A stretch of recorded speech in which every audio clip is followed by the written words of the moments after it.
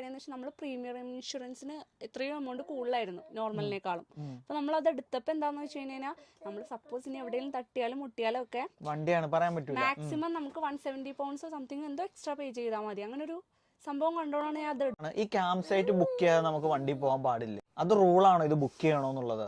അത് റൂളല്ല, പക്ഷെ അല്ലാണ്ട് നമുക്ക് പോകാൻ പോസിബിൾ അല്ല. ഹായ് ഗൈസ്, അഭിസുഖയുടെ പുതിയ വീഡിയോയിലോട്ട് എല്ലാവർക്കും സ്വാഗതം. അപ്പൊ നമ്മൾ ഇന്നുള്ളത് മോട്ടോർ ഹോമിലാണ്. അപ്പൊ ഈ UK എങ്ങനെയാണ് മോട്ടോർ ഹോം എടുക്കുന്നത്, ഒരു മോട്ടോർ ഹോം എടുക്കുന്നത് എങ്ങനെയാണ്, അതിന്റെ പേപ്പർ വർക്ക് എങ്ങനെയാണ്, അതിനെ പറ്റിയുള്ള ഒരു ചെറിയൊരു ഇൻഫോർമേറ്റീവ് വീഡിയോ ആണ് ഗൈസ്. അപ്പൊ നമ്മുടെ ഒപ്പം നമ്മുടെ ഈ ട്രിപ്പിന്റെ മെയിൻ ഫൗണ്ടർ, അതായത് ഞങ്ങളുടെ ഗ്രൂപ്പില് ഈ ട്രിപ്പ് മോട്ടോർ ഹോം ട്രിപ്പ് പോവാന്ന് പറഞ്ഞ ഹസ്ന നമ്മുടെ ഒപ്പം ഉണ്ട്. അപ്പൊ ഹസ്നയുടെ ഫ്രണ്ട് ഭീമായും രണ്ടുപേരും കൂടിയാണ്. അപ്പൊ രണ്ടാമത്തെ ആള് വന്നേ ഉള്ളൂ ലണ്ടനിൽ നിന്ന്. അപ്പൊ നമുക്ക് ജസ്റ്റ് അസ്നാനോട് ചോദിക്കാം എങ്ങനെയായിരുന്നു ഇതിന്റെ ഒരു പേപ്പർ വർക്കും കാര്യങ്ങളും. അസ്ന, എങ്ങനെയാണ് ഈ ട്രിപ്പ് പ്ലാൻ ചെയ്തത്? ട്രിപ്പ് പ്ലാൻ ചെയ്യാന്ന് പറയുമ്പോൾ ഫസ്റ്റ് തന്നെ നമ്മൾ എത്ര പേരുടെ ആണെന്നുള്ളത് ഡിസൈഡ് ചെയ്യുക. അപ്പം എത്ര പേരുണ്ട്, 4 പേരാണ്, 5 പേരാണ്, നമ്മൾ 5 പേരുടെയാണ്. അപ്പം നമ്മൾ 5 സീറ്റഡ് ആയിട്ടുള്ളൊരു വണ്ടിയാണ് നോക്കണേ. നോർമലി ചിലർ പറയുന്നുണ്ട് കേട്ടോ, എനിക്ക് കറക്റ്റ് അല്ല, 5 പേരിലുള്ള 6 പേരൊക്കെ കയറി പോകും, ചിലപ്പോൾ 7 പേരും കയറി പോകും എന്ന് പറഞ്ഞേക്കാം അഡ്ജസ്റ്റ്മെന്റിൽ. പക്ഷെ നമ്മൾ പ്രോപ്പറായിട്ടൊരു 5 പേരുടെയാണ് നോക്കിയത്. അപ്പൊ അതിലെങ്ങനെയാന്ന് വെച്ച് കഴിഞ്ഞാൽ ഫസ്റ്റ് നമ്മള് മോട്ടോർ ഹോമാണ് ഇത്, കാരവൻ അല്ല, മോട്ടോർ ഹോമാണ്. അപ്പൊ നമ്മൾ ഫസ്റ്റ് മോട്ടോർ ഹോം എന്ന സംഭവം കണ്ടുപിടിക്കാന്നുള്ളതിലോട്ടായിരുന്നു എത്തുക. അപ്പൊ നമ്മള് അത് ഇപ്പൊ നിങ്ങള് ഷെഫീൽഡ്, നമ്മള് നോട്ടിംഗ്ഹാം, ഇപ്പൊ ഭീമയൊക്കെ ലണ്ടൻ. അപ്പൊ അങ്ങനെ വന്നപ്പോ നമ്മള് കോമൺ ആയിട്ടുള്ള ഒരു പോയിന്റ് നോക്കി. അങ്ങനെയാണ് നമ്മൾ പിന്നെ ഈ ഇന്ത്യൻ ക്യാമ്പിംഗ്, അതായത് നമ്മുടെ മാഞ്ചസ്റ്ററിലോട്ടുള്ള ഒരു പോയിന്റിലോട്ട് വന്നത്. പിന്നെ ഞാനെല്ലാം വെബ്സൈറ്റ് വഴിയാണ് ചെയ്തത്. ശരിക്കും പറഞ്ഞാൽ ഇവരായിട്ട് എനിക്ക് ഡയറക്റ്റ് ഒരു കണക്ഷൻ പോലും ഇല്ല, കംപ്ലീറ്റ് വെബ്സൈറ്റ് വഴിയാണ് ചെയ്തത്. ഫസ്റ്റ് നമ്മളിങ്ങനെ വണ്ടി സെലക്ട് ചെയ്തു. ഇതിപ്പോൾ നമ്മളൊരു ഓട്ടോമാറ്റിക് ആയിട്ടുള്ള 5 സീറ്റഡ് ആയിട്ടുള്ള ഒരു വണ്ടിയാണ്. അപ്പോൾ അത് സെലക്ട് ചെയ്തു. അതിന് ശേഷിട്ട് ഡ്രൈവർ, അതായത് ഇപ്പം ഞാൻ നെഹാസിൻ്റെ പേരിലാണ് വണ്ടി എടുത്തത്. അപ്പോൾ നെഹാസിൻ്റെ ഡീറ്റെയിൽ വെച്ചിട്ട് അക്കൗണ്ട് ക്രിയേറ്റ് ചെയ്തു. അതിന് ശേഷിട്ട് എല്ലാം അപ്ലോഡ് ചെയ്തു. പിന്നെ അതിൻ്റെ അകത്ത് നമുക്ക് ഓരോ വണ്ടിക്കും ഓരോ ചാർജ് ആണല്ലോ. നമ്മളിപ്പോ 3 ഡേയ്സും 4 നൈറ്റ്സും ആണ് നമ്മൾ പോണേ അല്ലെ. അപ്പൊ നമ്മള് അങ്ങനെ ഡേറ്റ്സ് ആഡ് ആക്കി വരാം. പിന്നെ കുറെ ആഡ് ഓൺസ് ഉണ്ട്. നമ്മളിപ്പോ ഒരു വണ്ടി എടുക്കുക, ഇപ്പൊ നമ്മളിവിടെ എടുത്തത് ഓട്ടോമാറ്റിക് ആണ്, 5 പേഴ്സൺസിന്റെ സ്ലീപ്പിന്റെ ആണ് എടുത്തത്. അപ്പൊ അങ്ങനെ വണ്ടി എടുത്തിട്ട് അതിന്റെ നമ്മൾ അതിൻ്റെ അകത്ത് പ്രീമിയം ഇൻഷുറൻസ്, പിന്നെ അഡീഷണൽ ഡ്രൈവേഴ്സിന് ആഡ് ചെയ്യാനുള്ള ഓപ്ഷൻ ഉണ്ട്. നമ്മൾ അതിനൊക്കെ സെപ്പറേറ്റ് മണി കൊടുക്കണം. ഓക്കെ, ഫസ്റ്റ് പേയ്മെന്റ് എന്നുള്ള രീതിയിൽ നമുക്ക് UK ഡ്രൈവിംഗ് ലൈസൻസ് അല്ലെങ്കിൽ UK ഡ്രൈവിംഗ് ലൈസൻസിന് ഇത്ര വർഷം വേണം, അങ്ങനെ വല്ലതും ഉണ്ടായിരുന്നോ? ഇല്ല, അങ്ങനെ ഒന്നും ഉണ്ടായിരുന്നില്ല. നോട്ടീസ് ചെയ്തിട്ടില്ല. ഐ മീൻ എന്റെ അറിവിൽ അങ്ങനെ ഒരു ചോദ്യം വന്നില്ല, അങ്ങനെ ഒരു ക്വസ്റ്റ്യൻ വന്നില്ല. Okay, just UK driving licence ഉണ്ടായാൽ മതി എന്നാണ് എന്റെ ഒരു അറിവ്. ഞാൻ ഓർക്കുന്നില്ല കറക്റ്റ് ആയിട്ട്. അപ്പൊ ഞാനിങ്ങനെ നെഹാസിന്റെ പേരിലാണ് അത് അക്കൗണ്ട് ക്രിയേറ്റ് ചെയ്തു. ഇങ്ങനെ നമ്മളത് അവർ പറയുന്ന ഓരോ സ്റ്റെപ്പ് ബൈ സ്റ്റെപ്പ് ചെയ്തു. കംപ്ലീറ്റ് ചെയ്തിട്ട് നമ്മൾ പേയ്മെന്റ് വൺസ് നമ്മൾ പേയ്മെന്റ് ചെയ്തതിന് ശേഷമാണ്. അപ്പൊ നമ്മൾ എവിടെ ചോദിക്കും, ഗ്യാസ് എല്ലാം ചോദിക്കും, ഈ പറയുന്ന എല്ലാം ചോദിച്ചു നമ്മൾ ആഡ് ഓൺസ് കൂട്ടി. എനിക്ക് തോന്നുന്നു നമുക്ക് മൊത്തത്തിൽ ഒരു 3 ഡേയ്സും 4 നൈറ്റും ആണ് നമ്മുടെ. അപ്പൊ അതിന് നമുക്ക് മൊത്തം 771 ആയിട്ടുണ്ട്. അപ്പൊ ആ പേയ്മെന്റ് മൊത്തം അടച്ചോ നിലവില്ല? ആ പേയ്മെന്റ് നമ്മൾ അടച്ചു. ആ പേയ്മെന്റ് അടച്ചതിന് ശേഷമാണ് നമുക്ക് കൺഫർമേഷൻ മെയിൽ വന്നത്. ഏത് ഈ മൊത്തത്തിൽ 771 പൗണ്ടും അടച്ചു. അതിനുശേഷം മാത്രമാണ് നമുക്ക്, അത് ഞാൻ പറഞ്ഞു, ഒരു വിധത്തിൽ നമുക്കൊരു കോൺടാക്ട് ചെയ്യണമെന്നും എനിക്ക് പറ്റിയിട്ടുണ്ടായിരുന്നില്ല. പിന്നെ ഡിപ്പോസിറ്റ് അങ്ങനെ ഉണ്ട്. നമ്മൾ ഡെപ്പോസിറ്റ് ഒക്കെ നമ്മൾ ഇവിടെ വന്നതിന് ശേഷമാണ് കൊടുത്തത്. ഇന്നാണ് സത്യം പറഞ്ഞാൽ ഞാൻ ഈ ട്രിപ്പിലുണ്ടെങ്കിലും ഞാനിത് ഒന്നും അറിഞ്ഞിട്ടില്ല കേട്ടോ.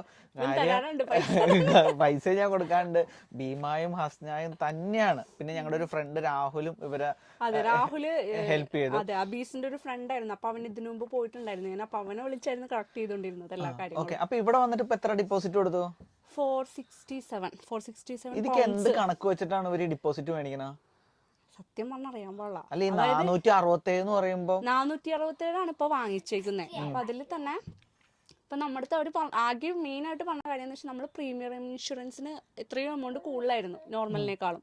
അപ്പൊ നമ്മൾ അത് എടുത്തപ്പോ എന്താന്ന് വെച്ച് കഴിഞ്ഞാൽ നമ്മൾ സപ്പോസ് ഇനി എവിടെയെങ്കിലും തട്ടിയാലും മുട്ടിയാലും ഒക്കെ വണ്ടിയാണ് പറയാൻ പറ്റൂല, മാക്സിമം നമുക്ക് 170 പൗണ്ട്സോ സംതിങ് എന്തോ എക്സ്ട്രാ പേ ചെയ്താൽ മതി. അങ്ങനെ ഒരു സംഭവം കണ്ടോളാണ് ഞാൻ അത് എടുത്തത്. ഇനി അതുകൊണ്ടാണ് ഇതിലെന്തെങ്കിലും കുറവ് വന്നേ, ഡെപ്പോസിറ്റിൽ കുറവ് വന്നതെന്ന് എനിക്കറിയാൻ പാടില്ല. പിന്നെ നമ്മൾ BRP എല്ലാം അപ്ലോഡ് ചെയ്യാം. നമ്മുടെ ഐഡന്റിറ്റി, അതായത് നമ്മളുള്ള എല്ലാവരുടെയും ഐഡന്റിറ്റി കാർഡ് ഇല്ല, ശരിക്കും പറഞ്ഞാൽ നെഹാസിന്റെയും കോ ഡ്രൈവർ അൻസലിൻ്റെ മാത്രമാണ് ഞാൻ സബ്മിറ്റ് ചെയ്തിട്ടുള്ളൂ എല്ലാം. ഉം. അത്ര വേറെ എക്സ്ട്രാ പേപ്പർ വർക്ക് ഒന്നുമില്ല. പിന്നെ നമ്മൾ ഡയറക്റ്റ് ഇവിടെ വരാം. അതായത് അതിന് ശേഷിട്ട് ഓൺലൈൻ ചെക്കിങ് ചെയ്യരുത്. അങ്ങനെ നമ്മളത് ചെയ്തു. അതിന് ശേഷിട്ട് നമുക്കൊരു 15 days മുമ്പിട്ട് നമുക്കൊരു ഓൺലൈൻ ചെക്കിങ് ചെയ്യാൻ പറയും. 15 ദിവസം മുമ്പ് 15 ദിവസം മുമ്പിട്ട്. അങ്ങനെ ഞാൻ പിന്നെ ഓൺലൈൻ ചെക്കിങ് ചെയ്തു. അപ്പോഴാണ് ശരിക്കും പറഞ്ഞാൽ ഫുൾ കൺഫർമേഷൻ ആയത്. എന്നാൽ പോലും എനിക്ക് സത്യം പറഞ്ഞാൽ എനിക്കൊരു പേടി ഉണ്ടായിരുന്നു. കാരണം ഈ പറഞ്ഞ പോലെ നമുക്ക് കോണ്ടാക്ട് ചെയ്യാൻ ഫോൺ വിളിച്ചൊന്നും എനിക്ക് കിട്ടിയില്ല കേട്ടോ. ഇനി ഓരോരുത്തരുടെ കാര്യമാണ്, എനിക്ക് കിട്ടിയിട്ടൊന്നുമില്ല. അപ്പൊ പിന്നെ ഞാൻ ആ ഒരു നമുക്ക് പൈസ അടച്ചതിന്റെ ബില്ലിന്റെ ഒരു ധൈര്യത്തിലാണ് സത്യത്തിൽ ഇങ്ങോട്ട് പോകുന്നത്. ഓക്കെ. ഇപ്പൊ നമ്മൾ ഈ കാരവാൻ ട്രിപ്പ് എടുത്തു. ഈ ശരിക്കും ഈ വണ്ടി എടുക്കലാണ് ഏറ്റവും വലിയ ചലഞ്ച് എന്നാണ് എല്ലാരും വിചാരിച്ചിരിക്കണം. പക്ഷെ അതിനും വലിയ ചലഞ്ചാണ് നമുക്ക് ഇനി വണ്ടി ഇടാനുള്ള സ്ഥലങ്ങൾ വേണം. നമുക്കിത് എല്ലായിടത്തും കൊണ്ട് ഇടാനോ പറ്റില്ല.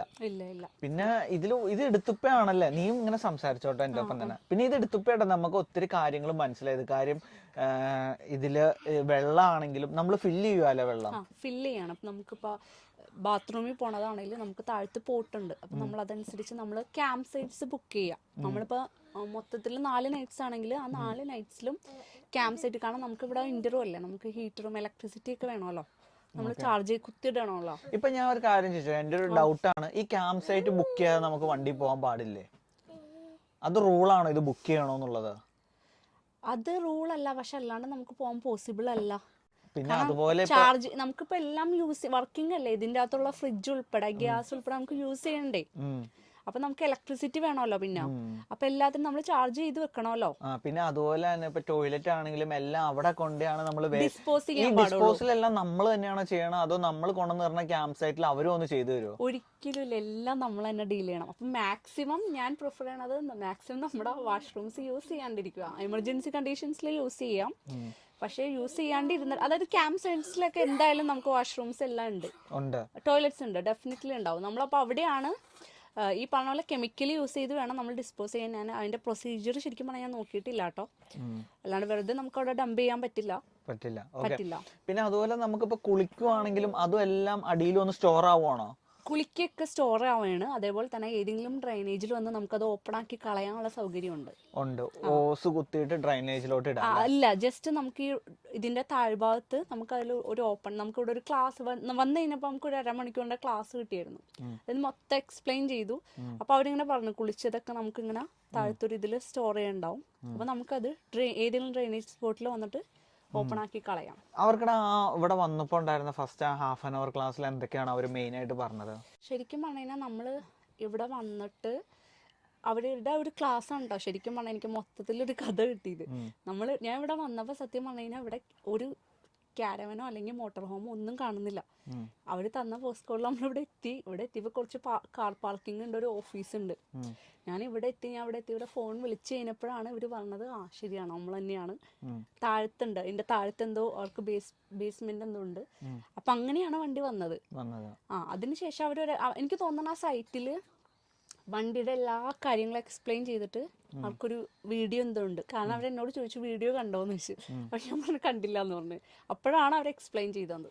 ശരിക്കും നമ്മൾ ആ വീഡിയോ കണ്ടിട്ട് എന്നിട്ട് അവരെന്താണ് ശരിക്കും എക്സ്പ്ലെയിൻ ചെയ്ത് തന്ന? ഫുൾ എക്സ്പ്ലെയിൻ ചെയ്തു തന്നു. അതായത് നമുക്ക് എന്ത് ഡൗട്ടും ചോദിച്ചു. ഇപ്പൊ എന്റെ അടുത്തൊക്കെ ഒരു കാര്യം പറഞ്ഞിട്ടും ഞങ്ങൾ അതൊന്ന് ഉപയോഗിച്ച് നോക്കി പുള്ളി ഉള്ളപ്പോ തന്നെ. കാരണം ഇനി പുള്ളി പോയിട്ട് പിന്നെ ഇനി എന്തെങ്കിലും ഡൗട്ട് ചോദിച്ചാൽ നമുക്ക് കിട്ടില്ലല്ലോ. അപ്പൊ ഞാനൊക്കെ അവര് പറഞ്ഞു തന്നപ്പോ തന്നെ ഞാൻ അതൊന്നും കൂടി ഒന്ന് ഉപയോഗിച്ചൊക്കെ നോക്കി, എല്ലാം ഓണാക്കിയൊക്കെ നോക്കിയായിരുന്നു. ശരിക്കും ഒരു എക്സ്പീരിയൻസ് ആട്ടോ. കാര്യം നമ്മുടെ ട്രിപ്പ് തുടങ്ങിയിട്ടില്ല. അപ്പൊ ലണ്ടനിൽ നിന്നുള്ള നമ്മുടെ ഫ്രണ്ടിന് വേണ്ടി വെയിറ്റിംഗ് ആണ്. പക്ഷെ നമ്മൾ ഫുൾ എക്സൈറ്റഡ് ആണ്. ഒരു വണ്ടിയുടെ അകത്ത് സത്യം പറഞ്ഞ ഇപ്പൊ ഹസ്നയുടെ ഹസ്ബൻഡ് അകത്ത് കിടന്ന് ഉറങ്ങുക, ഫുള്ള് കർട്ടണും ഇരുട്ടും എല്ലാം സെറ്റപ്പ്.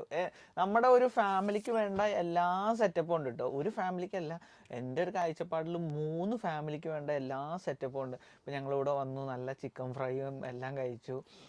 ഈ സീറ്റൊക്കെ ആണെങ്കിലും കറക്കി ഫുള്ളും എക്സൈറ്റഡ് ആണ് അല്ലേ?